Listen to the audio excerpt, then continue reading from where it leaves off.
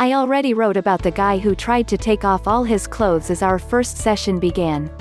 He apparently wanted nude therapy and I wasn't providing it at that time due to lack of the requisite skills and a failure of unconditional regard for a bare-ass client. He did benefit from my gentle, client-centered, highly nuanced remark, "What are you doing? You can't take your clothes off in here." Relentless, he inquired if I'd at least let him go shirtless. No.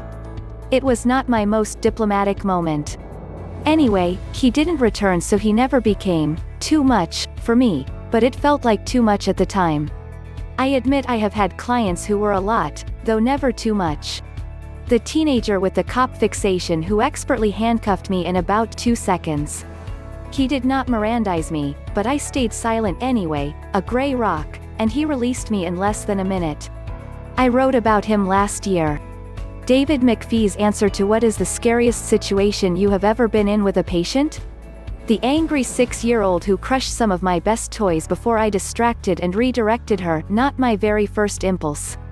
Next time I put everything away except the drawing pad and crayon. The woman who insisted on bringing both her apricot-startered poodles.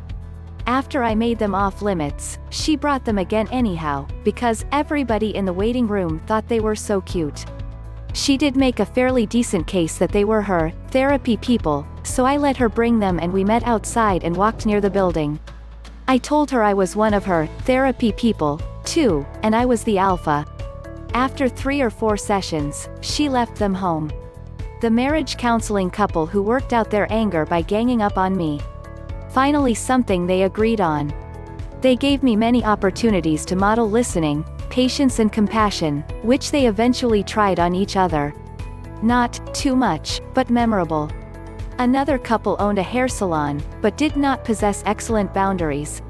I noticed them studying my hair and my beard. One session they showed up with 2 small suitcases of equipment and a plan to give me a quick do-over. It was to be their gift to me, occasioned by their concern that my beard was bigger than my head hair, a distraction for them.